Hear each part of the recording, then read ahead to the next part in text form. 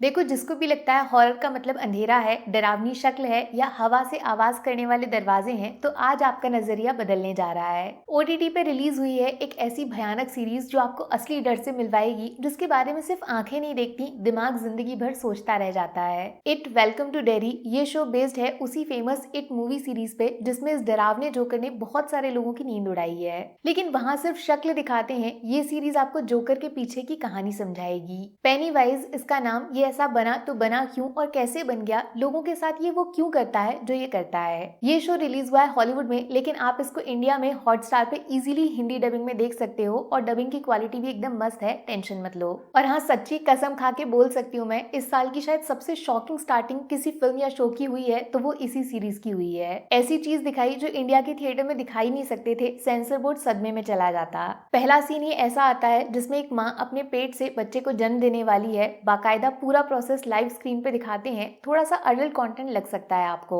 लेकिन वो बच्चा जैसे ही बाहर आता है, उसको देखते ही आपका दिमाग घूम जाता है और इसी डिस्टर्बिंग सीन के साथ पहली बार शो का नाम स्क्रीन पे लिखा आता है। तो ये सीरीज बेसिकली है तो बच्चों के बारे में, लेकिन बच्चों वाला कंटेंट बिल्कुल नहीं है। दोनों बातों में फर्क है सर, कंफ्यूज मत करना। स्ट्रिक्ट वार्निंग देती हूँ, अगर बॉलीवुड हॉरर से डरते हो तुम, तो इस शो को देखने के बारे में सोचना तक नहीं, बहुत महंगा पड़ जाएगा। कहानी शुरू होती है एक बच्चे के गायब होने से, जिसकी न्यूज पूरे शहर में घूम रही है। लोग डर गए हैं, उस बच्चे को ढूंढ रहे हैं, बट कोई सुराग नहीं मिला। हैरानी वाली बात यह है, काफी टाइम निकल जाने के बाद भी ना तो वो बच्चा दिखा और ना ही उसका शरीर मिला है। दो बातें हो सकती हैं, सबसे बुरा तो यही कि शायद वो बच्चा अब इस दुनिया में है ही नहीं, किसी चीज ने उसको मार दिया और उसका शरीर भी निकल गया। या फिर दूसरा इंटरेस्टिंग जवाब, ये बच्चा खुद अपनी मर्जी से कहीं चला गया है और शायद वो देखना चाहता है कि ये पूरा शहर उसके लिए अब क्या क्या करेगा। ठीक उसी मोमेंट पे ये शो सस्पेंस थ्रिलर से सुपरनैचुरल बन जाता है, जब ये गायब हुआ लड़का पहली बार अपनी दोस्त को खुद के होने का एहसास कराता है। कोई भूत प्रेत आत्मा हवा बन के नहीं, बल्कि जमीन के नीचे बहने वाले पानी में अपनी आवाज मिला के उसके कानों तक पहुंचाना, यहाँ से पागलपन शुरू हो जाता है। सिर्फ हॉरर नहीं, तगड़ा वाला सस्पेंस भी क्रिएट किया है। एयरफोर्स का वॉर, ब्लैक व्हाइट रेसिज्म,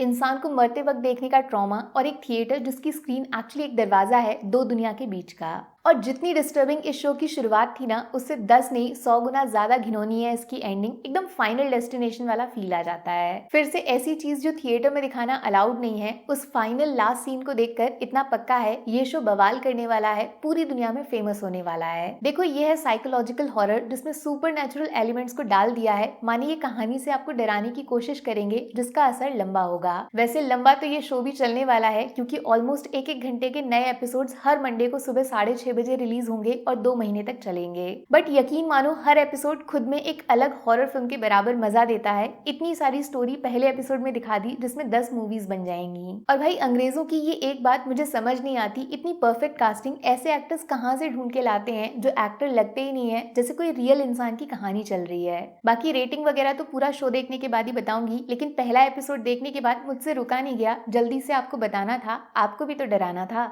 इकट्ठा देख लेंगे, अभी से क्यों देखना, ये सब मत सोचना। स्टार्टिंग और एंडिंग खुद में एक पूरी हॉरर फिल्म जैसी फील होगी। देखना शुरू कर दो अभी तुरंत। Take care, bye bye.